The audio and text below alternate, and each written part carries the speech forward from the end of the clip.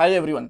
अब हम लोग नेक्स्ट जेस के अंदर राउटिंग सेगमेंट्स के बारे में बात करेंगे और पहला क्वेश्चन आप मेरे से पूछ सकते हो कि राउटिंग के अंदर सेगमेंट्स क्या होते हैं, उसके बारे में मैं आपको बताऊंगा।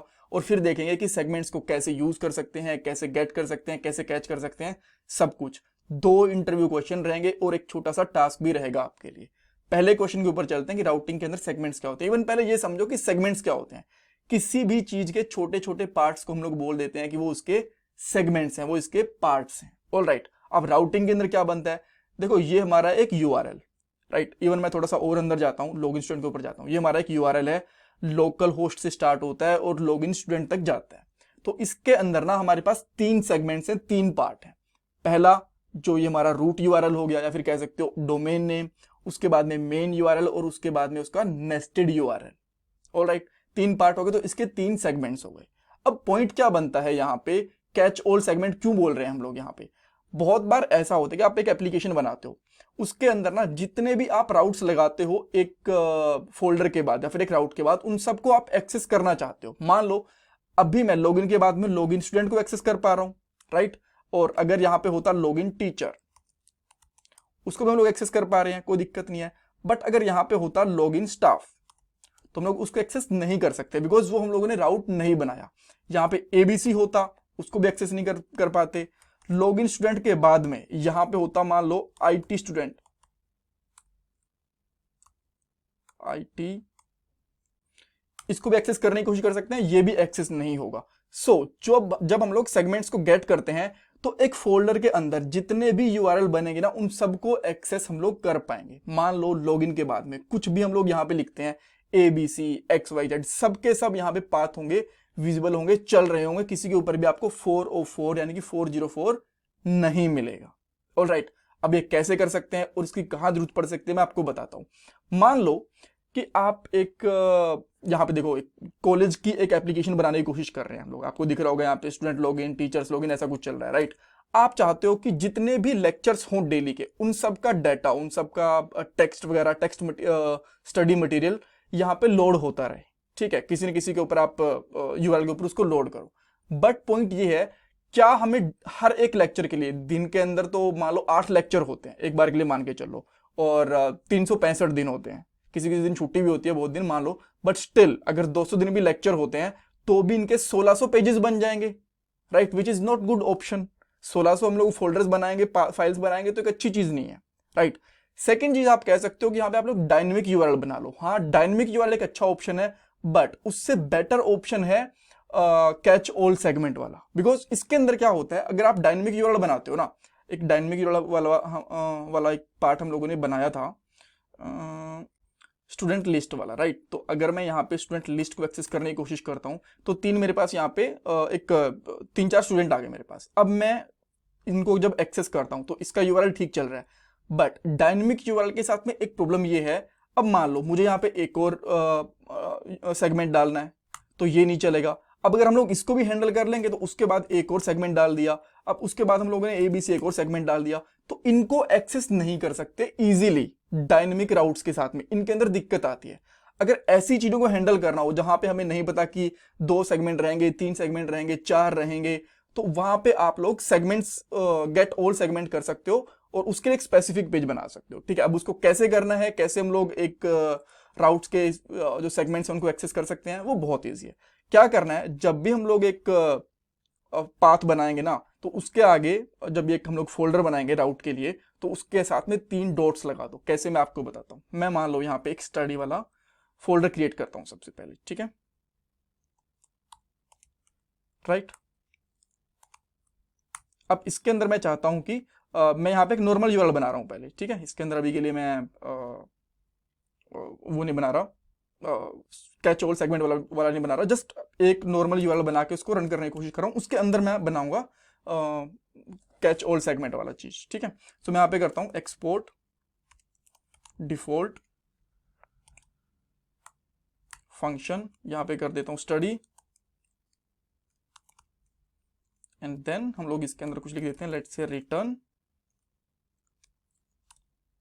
डिव, और यहाँ पे करता हूँ h1 all lecture of college, ठीक है। All right.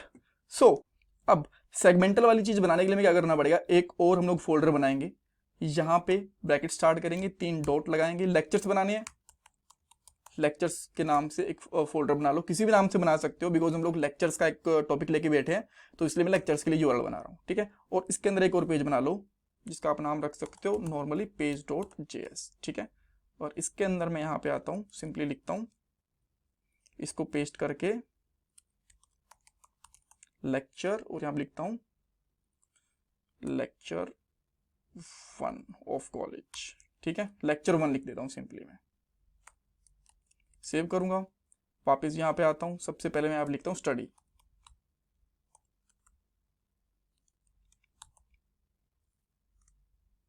इसे स्टडी करा, और लेक्चर्स ऑफ कॉलेज आ गया यहाँ पे। और इसके बाद में मैं अगर कुछ भी लिखता हूँ, लेट से मैंने लिख दिया यहाँ पे लेक्चर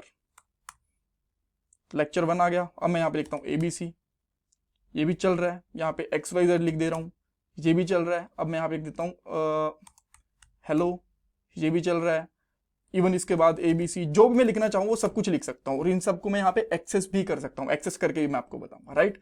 तो पहली चीज आपको समझ में आ गई कि जितने भी हमारे एक स्पेसिफिक फोल्डर के अंदर सेगमेंट है, मान लो स्टडी के अंदर जितने भी इसके अंदर वाले पार्ट्स, अंदर वाले राउटर, उनको अगर गेट करना हो तो कैसे कर सकते हैं, इस तरीके से एक फोल्डर बनाएंगे जिसके आगे हम लोग ब्रैकेट स्टार्ट करके 3 डॉट्स लगाएंगे, और फिर उस फोल्डर का नाम, और उसको बाद में हम लोग बंद कर देंगे, ठीक है, कूल, बहुत ईजी है।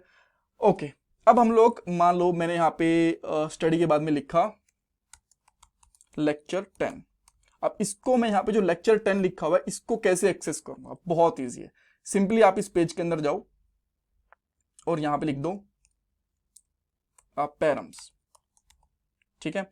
और ऊपर आपको पता है कि जब भी आप लोग इसमें पैरम्स वगैरह यूज करते हो तो सिंपली लिख दो यूज क्लाइंट, इस यूज क्लाइंट का मतलब मैं बहुत बार पहले बता चुका हूँ, ठीक है। और यहाँ पे लिखो console.log पैरम्स, सेव करता हूँ। अब देखो एक बार के लिए रिलोड करके दिखा देता हूँ मैं आपको, आप यहाँ पे देखो हमारे पास कितने लेक्चर्स आ गए, लेक्चर 10 लिखा होता, अगर मैं यहाँ पे लिख देता हूँ ABC, तो यहाँ पे हमारे पास आ जाएगा ABC, और मान लो मैं लिखता हूँ Day 1 लेक्चर, क्योंकि हमारे पास दिन भी तो होंगे ना, राइट, लेक्चर 3, तो यहाँ पे देखो हमारे पास 2 चीजें मिल गई हमें, Day 1 भी मिल गया, लेक्चर 3 भी मिल गया, ठीक है। अब इनको कैसे एक्सेस करना है यहाँ पे देखते हैं हम लोग, ठीक है, ताकि हम लोग इसको स्क्रीन पे दिखा कैसे सकते हैं। अब सबसे पहले मैं चाहता हूँ यहाँ पे डे दिखे, और यहाँ पे नीचे छोटी हेडिंग के अंदर उसका लेक्चर दिखे, यहाँ पे H2 हेडिंग कर देता हूँ, ठीक है। मैं यहाँ पे लिखता हूँ कुछ भी नहीं लिखता हूँ, जस्ट इस सबको हटा देता हूँ मैं, और यहाँ पे सिंपली लिखेंगे हम लोग पैरम्स डॉट, इसके अंदर मिलता है हमें पैरम्स के अंदर लेक्चर, ठीक है, लेक्चर्स के अंदर, so even param dot lecture, और यहाँ पे लिख देंगे हम लोग 0, सेव करता हूँ, तब देखो Day 1 आ गया। और अब मैं यहाँ पे सेम इसी तरीके से लिखता हूँ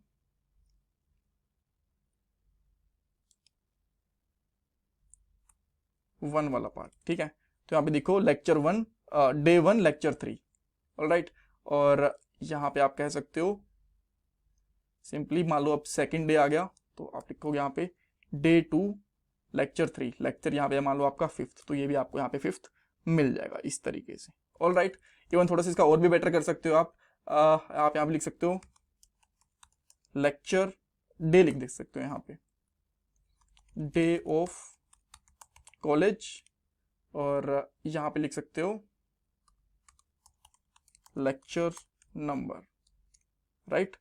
और यहाँ पे आप सिंपली लिखो 1 and 5, तो आप यहाँ पे देखोगे डे ऑफ कॉलेज 1 लेक्चर 5, आपका लेट्स से 200th डे चल रहा है, और यहाँ पे आपने डाल दिया लेक्चर है आपका 6th लेक्चर है, तो आप यहाँ पे डे लो डे ऑफ कॉलेज 200वां दिन है ये, और उसका 6th लेक्चर आपको निकाल के दे रहा है। तो इस तरीके से आप लोग ऑल सेगमेंट यूज कर सकते हो। 3rd निकालना है, 4th कैसे निकालना है, 5th मैंने 2 निकाल के बता दिया आपको, देखो यहाँ पे 0 और 1 के साथ। आप यहाँ से 3rd 4th 5th ये कैसे निकलेंगे आप मुझे कमेंट सेक्शन के अंदर बताओ, ऑलराइट। बस एक यही छोटा सा टास्क है आपके लिए। अब हम लोग राउट में से पैरम नेम कैसे निकाल सकते हैं, एक ये क्वेश्चन बन सकता है। तो आप कह सकते हो कि जो कंपोनेंट हम लोग यूज करते हैं उसके अंदर से एक पैरम्स ऑब्जेक्ट निकालो, यहां से आपको चीजें मिल जाएंगी। सारे के सारे सेगमेंट्स कैसे गेट कर सकते हैं, तो आप बता सकते हो कि जो भी आप फोल्डर यूज करते हो उसके आगे 3 डॉट्स लगा दो, लेक्चर लगा दो और दोनों साइड में ब्रैकेट्स लगा दो। लेक्चर मतलब कि 3 डॉट्स, आफ्टर दैट राउट का नेम और उनके ब्रैकेट्स लगा दो, राइट। सो इस तरीके से आप लोग सारे के सारे सेगमेंट्स को गेट भी कर पाओगे। इसमें कुछ क्वेश्चन है तो मुझे कमेंट सेक्शन में पूछ सकते हो। कोड आपको गिटहब के ऊपर मिल जाएगा। And please don't forget to subscribe my channel, like this video, share your feedback in comment section, और ये मेरा पेटीएम का डोनेशन नंबर है। Thank you guys, thank you so much.